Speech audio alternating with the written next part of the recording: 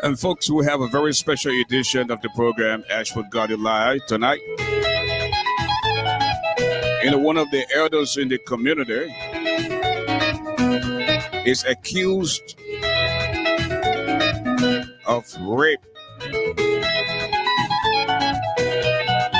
And you can build your name and it takes you forever to build your name. And people can damage your name in no time. The name is Uncle Pete, the man of all counties. He's accused of rape. And he's here tonight to exonerate himself that the information out there is false and misleading. So, very shortly, we're going to bring on Uncle Pete, the man of all counties, to give us some type of clarification tonight on Bridge Radio Africa. By the way, how is the signal out there? Abu Bebito Fofana, Bless Sampong Bacho, Morning, God is in control. How is the signal out there? Can you hear me loud and clear? Is the music perfect? So very shortly, we're going to bring on the man of all counties, Pete Cook. Uncle Pete is in the building. Sometimes people know you more than you know yourself. So we're going to hear from Uncle Pete tonight. He's fired up. He's angry. And he says his name means a lot. A lot of people respect him. So he wants to exonerate himself tonight. Share the video, invite a few friends as we get ready to introduce to you Uncle Pete is in the building. And by way of introduction, this is yours truly, the brother who doesn't eat iron. It feels great to be back home. It's been a minute, but I'm telling you, I'm back to doing what I love to do.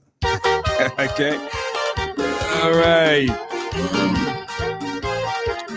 Once again, ladies and gentlemen, we'd like to say that be welcome to this very special edition of ASHFORD GARLEY Live. As you can see, I'm a little relaxed tonight. You can tell from how to look and stuff like that. Miss Jerian Kristen Dennis, it's been a long time, my sister. How are you? John Neemland Wissett is also in the building tonight. And again, folks, our big brother and friend, Uncle Pete, as he's known, is accused of doing something. And he, on the other hand, said he didn't do what they're talking about. So he's here to clarify his name tonight, because it was all on the social media just a couple of days ago that Uncle Pete was involved in rape. The rumors out there, it is alleged that he raped the mother of his child. So at this time, ladies and gentlemen, please join me as we welcome to you Uncle P, Mr. P. Coat, as he joins us tonight from his city. Where are you joining us from tonight, Uncle Pete? From Minnesota. Minnesota. Okay, he's live with us. First of all, I want to say a big welcome to ASHFORD GARLEY. I'm pretty sure this is the first time on this platform. My first time, yes, sir. Well, the timing of this topic, you know, our country is faced right now with a rape. You know, they're raping our daughters, Right. our mothers, our sisters, our wives, and we can't seem to get our arms around this. We need to stop it. But at Yeah. the same time, I'm listening to a lady from Sweden by the name of Rosalind. Yeah. You are in the news that you raped the mother of your child many, many years ago. Hmm. And the way they put the story was this lady who belongs to the Crown tribe Right. was on her way to Sierra Leone through Cape Mount. Right. And you met this lady, you tried to befriend her, and in the process, you requested sexual favors. Hmm. And she refused. And then you said to her, if we can't have sex, I'm going to tell the rebels that you are a crown woman and they're going to kill you. So she reluctantly had the affair with you. And the offspring is a son, a big boy now. Hmm. And that's the story out there. What is your take on the story, Uncle Pete? Uh, Thank you very much, Ashford. I think you just spoke to the mother of my last child, and she explained to you about the altercations between you and this particular lady that firstly that this rumor is going out about the daughter, I mean the mother of my son. Let me say this. They have made a lot of false stories to you that I would like to clarify. First thing, the son of my mother, there were five, three sisters and two brothers. They were not on their way to Sierra Leone as alleged. My cousin, the Minister of Information during Doe administration, they were our neighbors. When the crisis started, he took them to our hometown, Tala. And we all were there hiding our identity. We didn't want, because at that time they were killing crime people, they were killing Gio or killing crime, and killing trial people, and they were killing people that are working for government. I was hiding my identity too for people not to know that I was working for the government. So they were anyway. So let me clarify: they were not on their way to Sierra Leone. They went to Tala, our hometown. They were five in numbers. As a matter of fact, when I was seeing her, even the brothers and sisters, she didn't tell them because we were doing it secretly. Because then my wife were also there too. We were seeing each other, and she was seeing another guy who was in another town next to the farm of Dr. Gitawe. So we were two that was she was seeing us. She conceived. When she conceived the child, and I went to Sierra Leone, I went to Liberia. Afterwards, when the war subsided, we went to Monrovia. But then there was a time that no man could go to Kitma. Only women could go there. I sent my sister for she and the baby because I had not seen the baby at that time. People told me, because I was in doubt because we were two seeing her. But people told me that the baby was looking just like me. So I said, yes, they told me the baby was looking like me. So I said, well, if that's the case, I sent my sister for she and the baby. She came and stopped with my sister in Douala across the bridge until she located her parents. Her auntie, who was in the army, living on the beach in front of City Hall. I used to go there almost every night to see her and supporting she and the baby. One day I went there, I met her sitting with some Ghana ECOMOS soldiers. They were guarding the checkpoint in front of City Hall. So when I saw that and somebody pinched me that these guys were always to her, I got afraid for my life. I said I told her I was going to relinquish the relationship because I didn't want to be visiting her when she was seeing Ghana ECOMOS soldiers. My life was being threatened.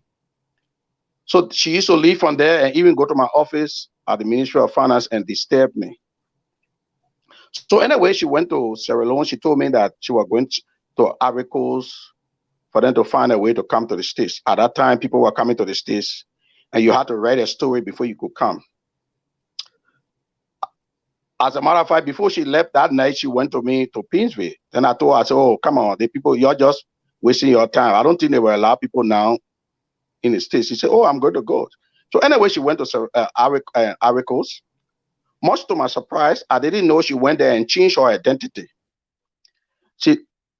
Ashford, I want you to listen to me carefully. Anybody calling you, I want you to leave the phone and listen to me. You're talking to somebody, so I will wait. Okay, go ahead. I'm listening to you now. So she went to Ivory Coast. She changed her first name, changed her last name. She completely changed her identity. Took different names, and wrote a false story. Just how she falsified a name with her brothers. That's how she falsified her identity and took a different name, first name, last name, and took different parents and she wrote a fake story. I didn't know all of this until I think after when she came to the States, after writing that fake story about her being raped, and because of that fake story, they gave her, because a lot of that's what they were doing, writing fake stories to come to the States. So when I came, I think she was here for about like 3 or 4 years before I came. When I came, so Uncle P, in essence, this lady was never raped. And, never. And she happens to be the mother of your child, correct? Yes, right, so correct. You are saying she only said that she was raped because she wanted to get status in the United States. Right. Now, have you been in contact with this lady since she came to the U.S.? Oh yes, I went to her, and when I came and heard this story, as a matter of fact, the mother of my last daughter heard the story. She told me one day. I got annoyed. I got in the car and came to her apartment. She was living in an apartment here at Point of America, and she was living there with a guy that she got a daughter by. And I met the both of them there that morning in the apartment when I rang the doorbell. So I asked the guy, I said, Ben, could you please let me talk to your girlfriend? He said, yes, after I introduced myself. That's the daughter that the first child she had by a fellow. Yeah, he even left her. The fellow lives in Detroit as alone. In the presence of the fellow, so I told her, I said, are you scandalizing my name here that you say I raped you and we had a child? She said, who told you that? I never said that. I said, the mother of my daughter heard it and she told me it this morning. She said, oh no, I never said that. Call her on the phone. So I used her phone and called the mother of my daughter. I said, this is the girl who you were talking about. People told you that I raped her. She's here. Then she told her, who told you that? Don't lie on me. I never said that to anyone. Why are you lying on me for? She said that to the mother of my daughter. So God will have it. Where my mother work, she got employed with the same company. But the name that I used was not the name that she carried to this company, because she changed, like I said, she changed her entire identity just to come here. So my daughter, they didn't know, she didn't want to talk to her, but I called the name that she had in Liberia. So my daughter used to talk about me. Oh, my daughter's father is Pete Cook. And one day she told her that I was going there to her. I think you talked to her on the phone, and she attested to what I'm saying to you. I made you to talk to the mother of my daughter, and you can attest to that. The mother of my daughter told her, oh, my mother is coming here to me today. Pete Cook will bring me something to the working place. So when she heard that Pete Cook was going there, she hid herself in the basement, as my daughter explained to you. So, but this God is a good God. As I was whenever I entered the house, I think she had a friend that went to see her. Then my mother went to the step to the basement and called her. Oh, hold on, Uncle Pete. I believe I have the daughter of your mother on the phone. Hello, Sis Cleo. Yeah. Sis Cleo, how you doing? Good. Now, when I open up the show, you just so you know, you live on the radio, and I have the father of your child on there. He has been accused. Look, this thing, I don't want it to go that far, please. I I understand don't want that. to be on any radio. I say what I say, and you either take my word or that's it. You No, know, no. I Listen, put me on. like I said, I don't like publicity. like I said, you're on the radio. Your daughter father is here. It's not about taking your word. The public has to listen because your daughter father's name is being brought into this. I just want you to please clarify what is it that you know about this lady who allegedly accused the father of your child of being raped. That's all I want you to say. You know. And they're listening right now. We have over 157 people listening to you. What do you know about this?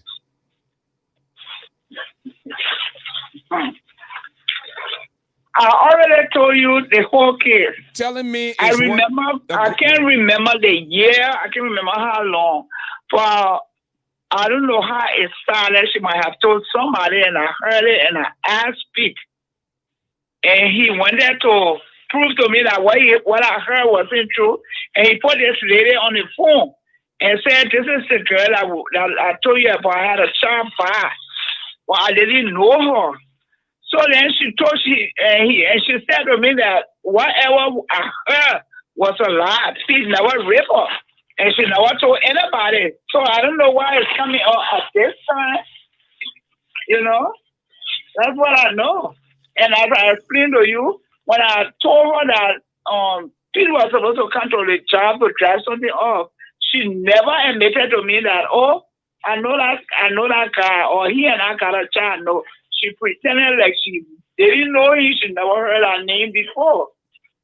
Now, until Pete saw her back going outside, he said, "Oh, clear, that's the lady I told you about. I had the child with."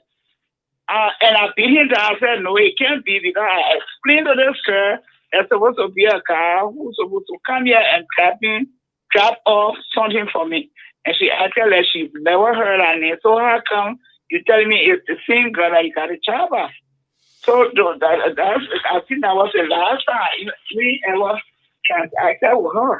And I didn't even know that she was the same girl that Pete had put on the phone and she and I talked. I didn't know it was her. So that's what I know. Okay, thank you, Miss Cleo. Again, your daughter's mother just concurred with the story that you gave that this lady was asked and she said no, that you did not rape her. But where is the allegation coming from now? Because your name is all over the place. Like I said, even her cousin went on this show and said, yes, the guy who is going around calling himself Uncle Pete of all counties is in the habit of raping people, you know? So where is the child in question, Uncle Pete? Oh, Your son. the son? Yeah, but Oh, the son, he's in Liberia. Let me just tell you the story about him. okay. I have two children from Grand Jide. My first son is from Grand Jide, who is now in jail in China. And if you want to, I can give the mother number to you. You will speak to her too. She even had a child by Slanger. And the child, they just killed him. The child that she had by Slanger, they just killed him in Philadelphia, I think 2-3 months ago. She was just telling me. She knows the type of father I am. And she's from Grand Jide too. And he didn't listen to me. I always sent him to private school, bright functional. He was attending bright functional when he was in elementary, B.W. Harris.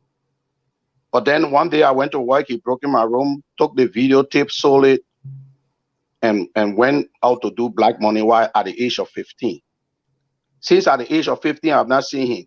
They put him in jail in Libya. The Libyan government freed him. He came to Liberia. I accepted him. And I made him to go back to school. He finished high school. He was working at the mansion, and I encouraged him to start LU, going to LU. I started to build a project in Liberia. I sent a pickup. He sold a pickup and took the money and went to China with friends to do the same black money. He's in jail in China today for 6 years.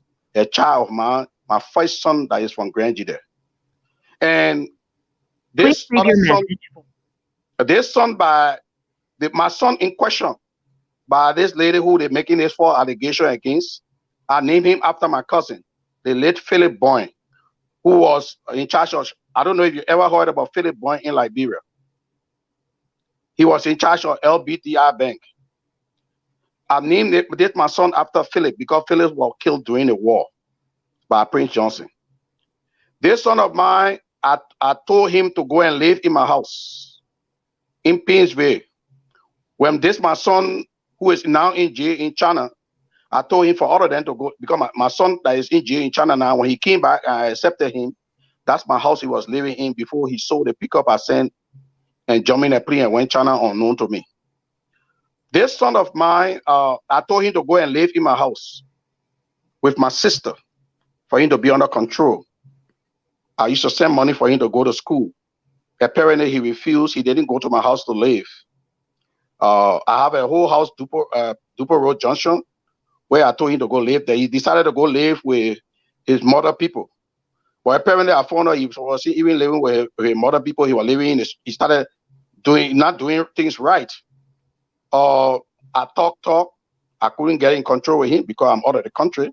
So Uncle Pete, Mr. Cook, Yes, you are on the record now because we will subsequently talk to this lady that is involved. Her cousin was on the show. Mr. Prince Double was on the show, and the both of them, according to the story, said the same thing. So you were at no time where you said to this lady, if we can't have sexual intercourse, I would call the rebel and tell them say you're a crown woman. And out of fear, at no time, for because you. I myself was running from the rebels. I didn't want them to know that I work Ministry of Finance. I didn't want them to know, and we all knew that.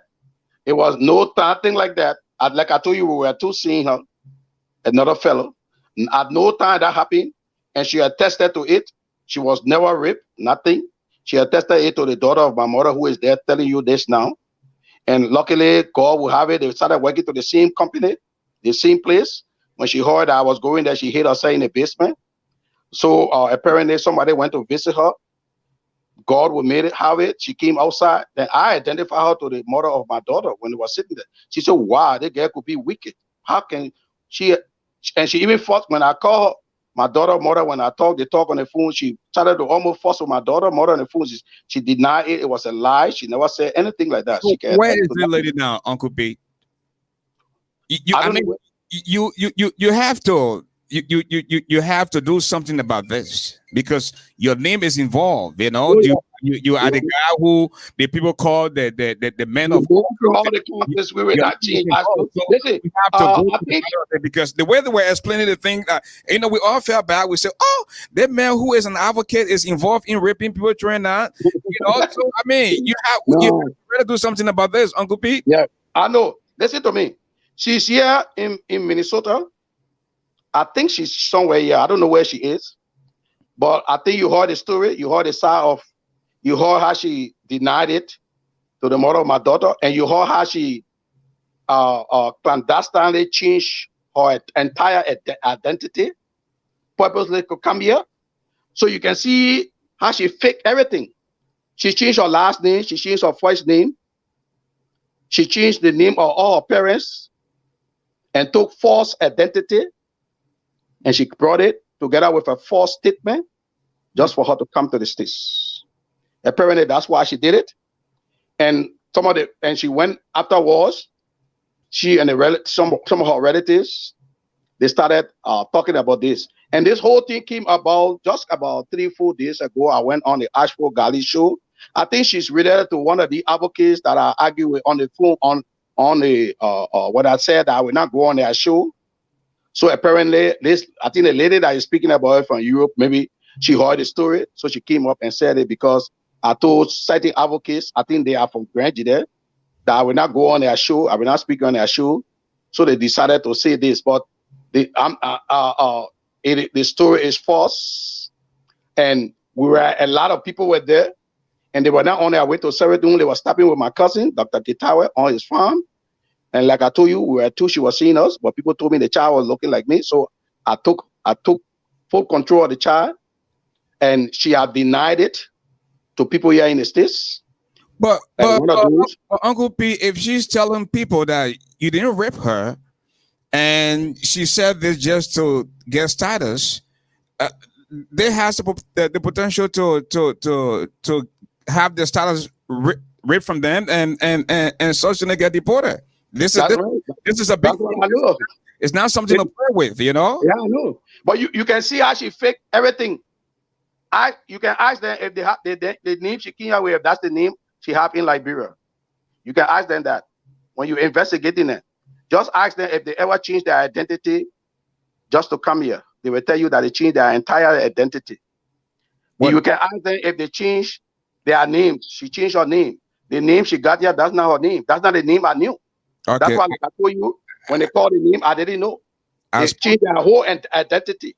I spoke to Prince Double earlier, the gentleman who called the lady show, the lady from Europe, and he said what he said on the show, but I just called him now and he's declining my call. So but as for they know the mess they have put themselves in, you have to decline.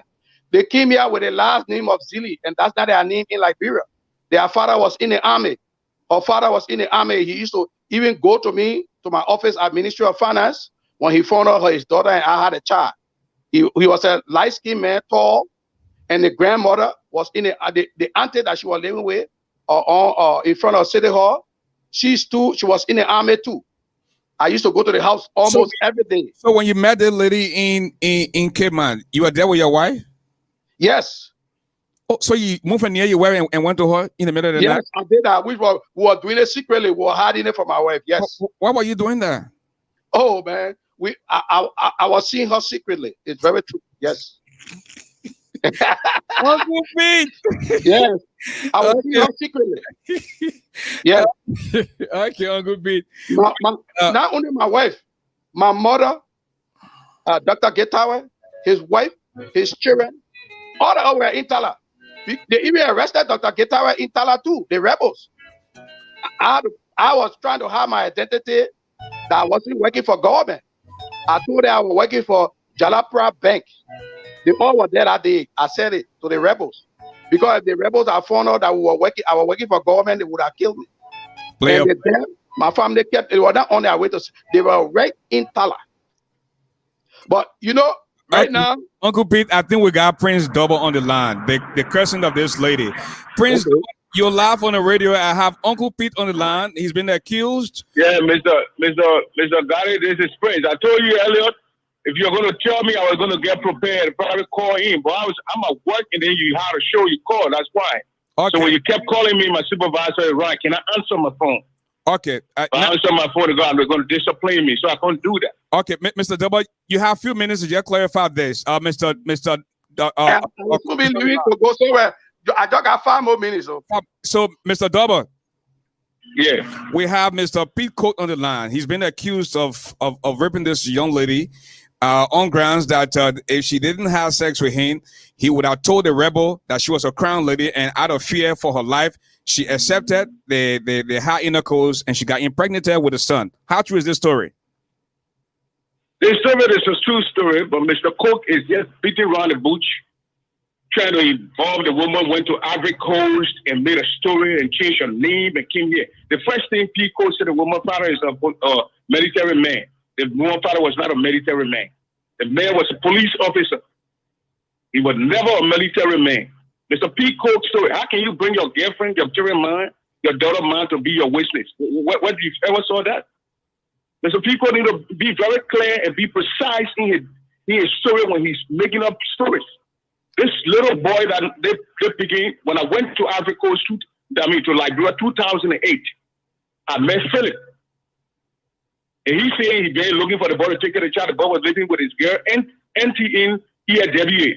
And how I got to get to Philip, it was that Philip was in a school, I think Carwell Mission, one of the schools in EWA. They had a problem in the school, and the NK called me to go there and go settle it because she was busy. So when I went there and then we straightened the thing, that's how I say, who child there? And she called the lady's name. And then when I came, I said, why are you not in a child's life? And she explained to me. And Pico here, maybe he's old now, he's forgetting, but Pico called me in Minnesota. Prince Double, he called me and told me that the story that my sister gave him is not a true story. So I asked Pico on the phone, what's the real story? He said, oh, me and this girl were going out, and then and it was Pepe, we were going out, did not rape her. I said, but Pico, this lady is telling me a different story. And he really promised that we were going to meet. He said, I will look for you. and we're going to meet. Pico, maybe he forgot it, but Pico called me in Minnesota. 2009. I was on the phone with Pico. I know he got my number. I think he got my number from somewhere because my cousin and myself, we are still close.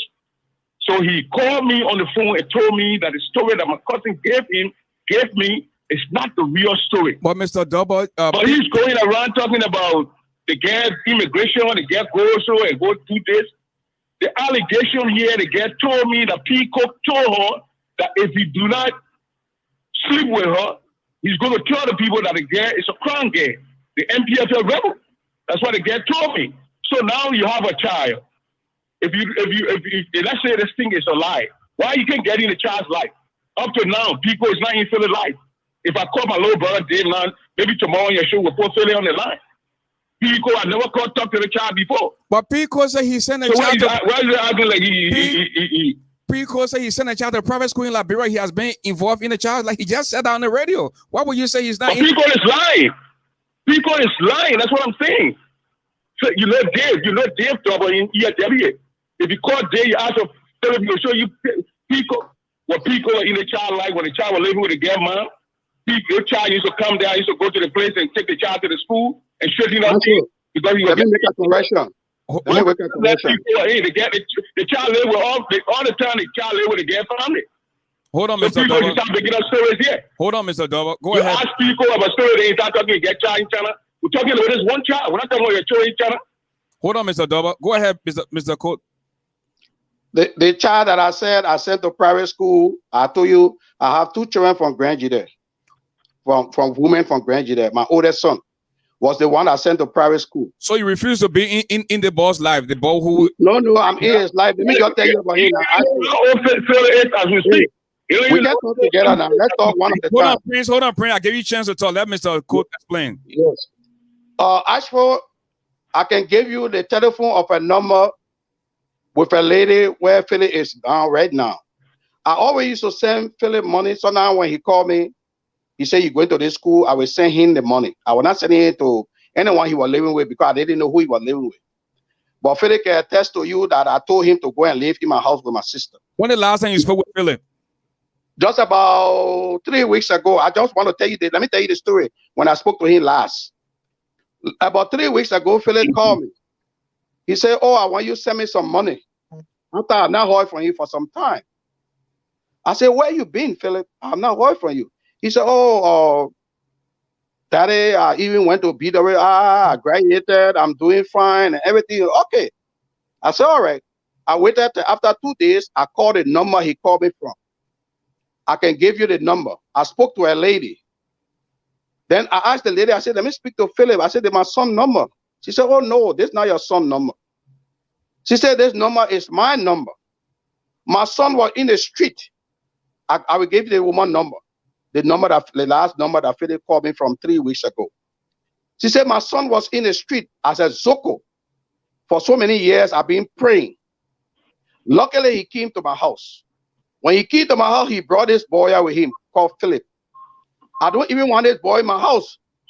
But he told me he had a father in the States. I'm surprised that you are the one. I said, I'm the one. I said, what story are you telling me? He was in the street? She said, yes, he was in the street with my son. I've been praying. Luckily for me, my son decided to leave from the street. But when he came, I saw him with this boy. He said the 2 of them were in the street and he brought him in my house. Philip is at that house right now. So I told the lady, I said, look, I was going to send Philip money, but I will not send him a dime. Because if he's in the street as a Zoko, that means he's doing drugs. If he came to your house with your son who was in the street, he's doing drugs. I will not encourage it because if I send him money, he will just go in and use drugs on it. So I say, I will challenge Philip. Let him go. If he can go to my house right now to my sister and live there, I will send him money that he can go to school or do anything. But while he's to your house, your son who was a Zoko and there were Zokos in the street, and he had come and living in your house, a stranger, I say I will not send him a dime until he leaves your house. I have the woman telephone number. I can give it to you. Hold on, Mr. Cook, Mr. Dover. Your cousin, that is involved. According to you, she told you that you were not there it was between she and Mr. Cook. Where is your cousin now who were allegedly raped by Mr. Cook? My cousin is in Minneapolis, Minnesota. People know that. People talk to me on the phone. That's what I'm very shocked when we get the news were going around. So he took a phone and said, I don't know where he got my number. Listen, He forgot I think I talked to you almost about 15 years ago, my brother. I can't remember. I know I talked to some relative. I don't know where that was. So I think he promised that we're going to meet. And since then, people are, you know, talking about I left in Minneapolis 2020, came on this side, Louisville, Kentucky. But when I went to, anytime I go to LaBra, I see Philip. Philip was just in, one of the time he went to prison at the Zone 5 police station over there. And I sent money to free him. Went there and then got money to free him.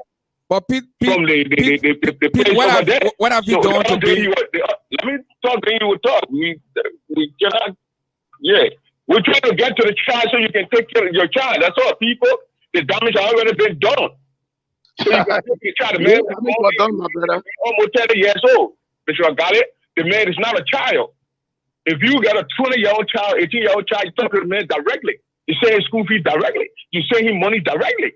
What you acting when I leave the player, you got to talk to somebody to get your own child. The thing happened, what, 1990, 1991. So you do the math, Mr. Garley. The man is about 28, 29 years old.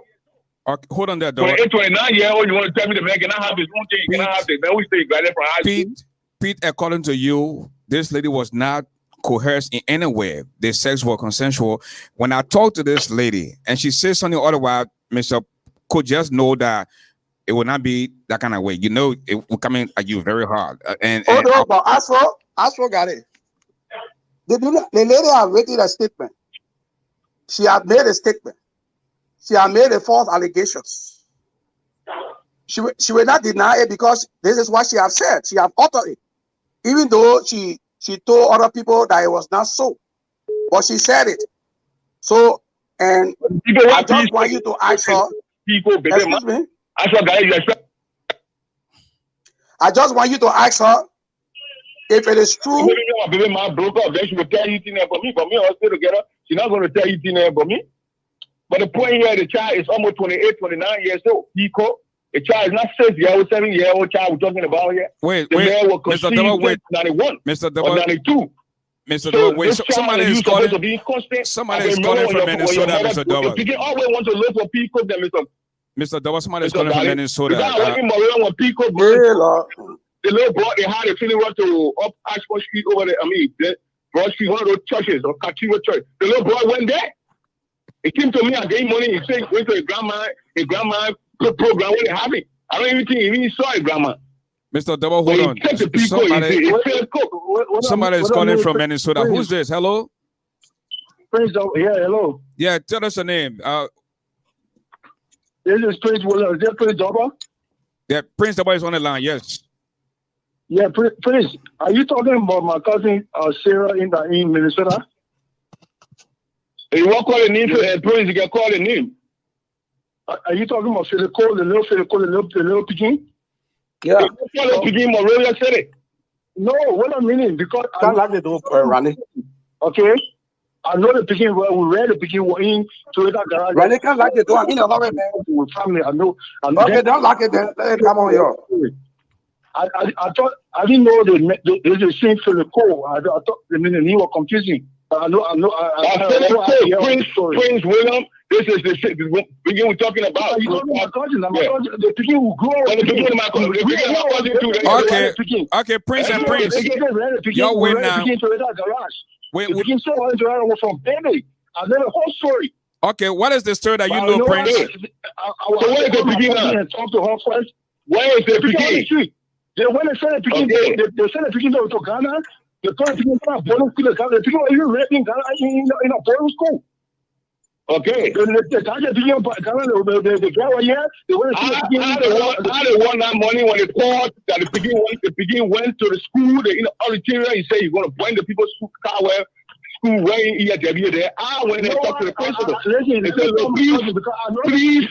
please go into please. He mentioned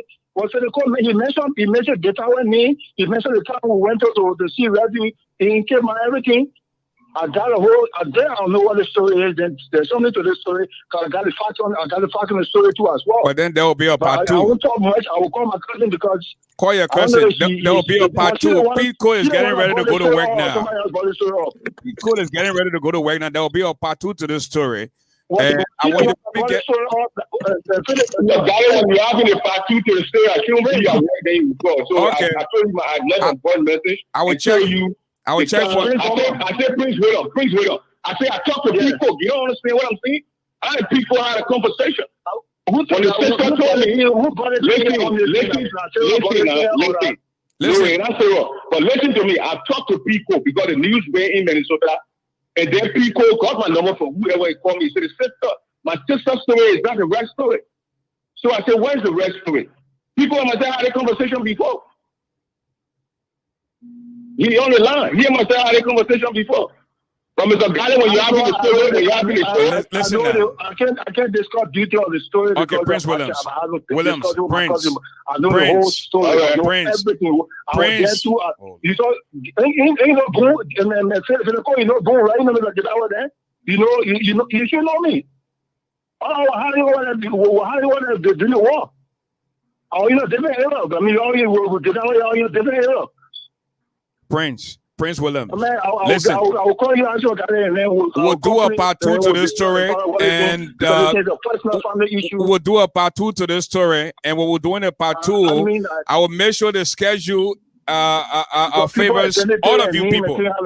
You know, Pico, I know you have to go to work, but we'll do a part two to the story, and I will inform all of you people, including a part two at my work. So we'll talk later, including the lady that is involved. Okay, we will get you guys involved. Pete Cook, just get ready for the part two. Okay. Okay, Pete Cook. Okay, and folks, there you have it. And in the event where we are faced with this very serious rape situation in our country, things have happened in Liberia, and want to make sure that it is not the case for folks who have been accused. They have the opportunity to come and exonerate themselves. In the meantime, folks, this is how we go home tonight to get ready for part two of this program, and I will let all sides know about the subsequent podcast for their show that is coming up involving the men of all counties.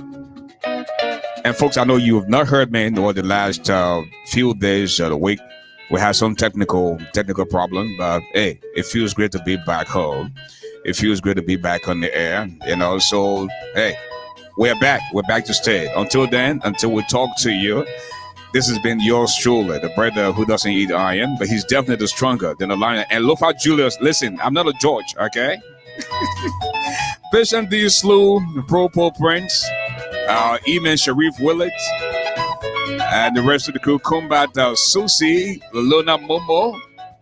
Let me pick out a few names here. John Sabo, Eman Sharif Willets, and of course my home man Lofa Julius Samuel Shepard, as always, Patient D. Slow. They say when God bless you, don't see that medicine. Don't see okra and solid bone, because you can hide your nakedness from beefing bucket. You can only slow us down, but you can't kill the dream. Just like that, we are back.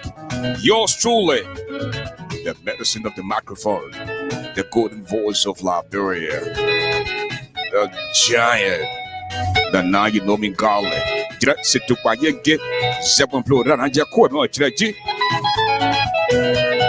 I'm ASHFORD Garley. Have a good night.